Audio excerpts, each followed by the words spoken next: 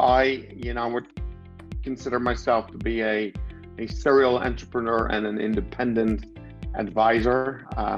Some people call it also a venture builder. So that's kind of what I would not only assume, but that's my current role. And what does that mean? I've started multiple companies, specifically in the areas of digital transformation and in blockchain, AI, and machine learning.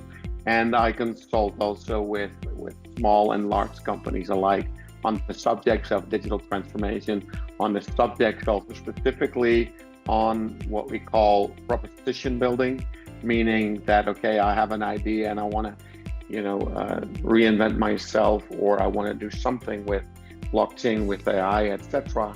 And then I look at that and I support companies by means of, okay, you have an idea, you want to launch a new product, but what are the specific jobs that you want to have done by your new product? What are the specific pains or problems that you're solving, and what are some of the additional benefits? Whereas my focus always is on pain points and on solutions. And I've done that, again, a little bit of history through the years, 25 years. I've got experience as an entrepreneur, both here in Europe as well as in the US. We brought Proctape to the market by use of digital marketing. And this is 10, 12 years ago when social media was up and coming. It was a small brand, unbeknown to everyone, and we got it basically by smart marketing into some of the big box stores across the Americas. And now also it's one of the brands that is featured in a lot of do-it-yourself and home industries here in Europe, specifically also in the Netherlands where I reside. I think along with what everybody is saying now today is faster and cheaper, right? We're also looking at less complex. As in other words, what I mean with that, you as a company have to know me well enough, right? And you have to allow me not to think and be completely happy with the result. So again, that's an interesting way of framing it, but I do see that there's a lot of change in consumer habits, right? And you see mobile devices, you see apps, machine learning, automation, etc. And they have allowed for the consumers to get what they want and almost exactly at the moment when they need it, right? So all of a sudden, that's also something that's been expected, and that's where I see a lot of shift in customer expectations.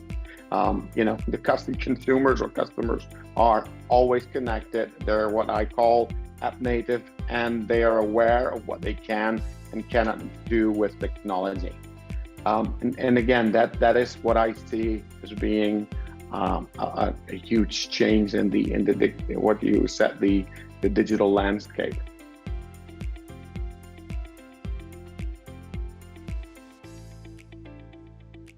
I think that because of the opportunities that rise from using modern technology, right? What we also see is that customers often rate organizations on their digital customer experience first instead of along the way, right? And that basically means that when it comes to marketing teams, you have to start thinking digital first. Reducing spend on and offline marketing activities, right? Because the consumers, like I shared, they want and they expect highly targeted messaging. And I think that nowadays they can only be achieved through what we refer to as data-driven marketing and data-driven marketing strategies, where digital channels are, people refer to them as being multi-channels, etc. Are way more important than they used to be.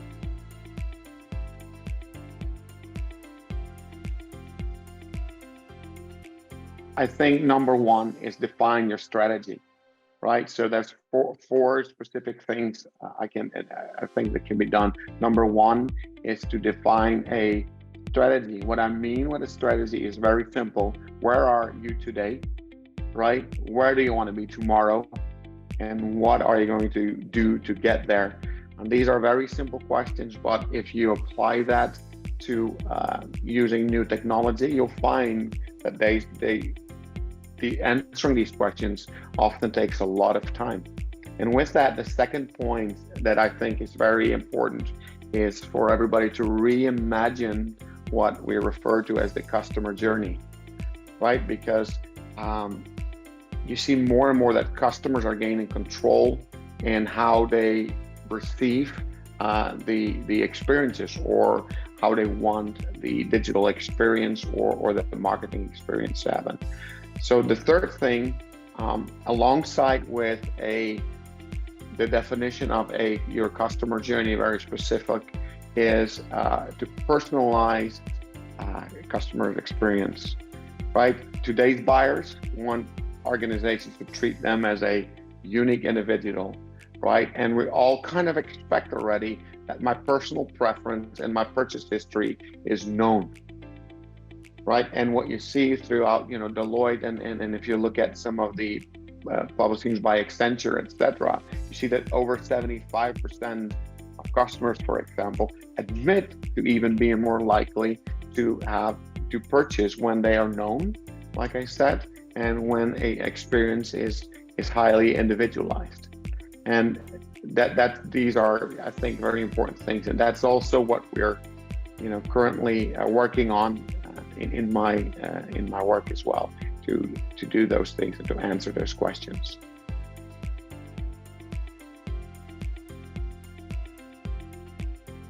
Leveraging those technologies has to be done with the idea to make the customer journey and the customer experience less complex, right? So that's where machine learning and AI is very beneficial. One of the companies that I advise on is called Genetica. That company, for example, is very big on machine learning, is very big on AI, and is kind of architecting the Jarvis for retail. So if you know Iron Man and Jarvis, you would say, "Hey Jarvis, what's A, B, and C?" Jarvis would answer that, and we have a system that is basically the Jarvis that plugs into multiple systems, varying from CRM to your online marketing, to your search analytics online, but also offline, looking at store hours, or looking at inventories, looking at the people that are on the floor, etc. And by plugging in all those systems, and by utilizing AI and machine learning on top of that, you can harness a lot, and you can leverage a lot of stuff as well.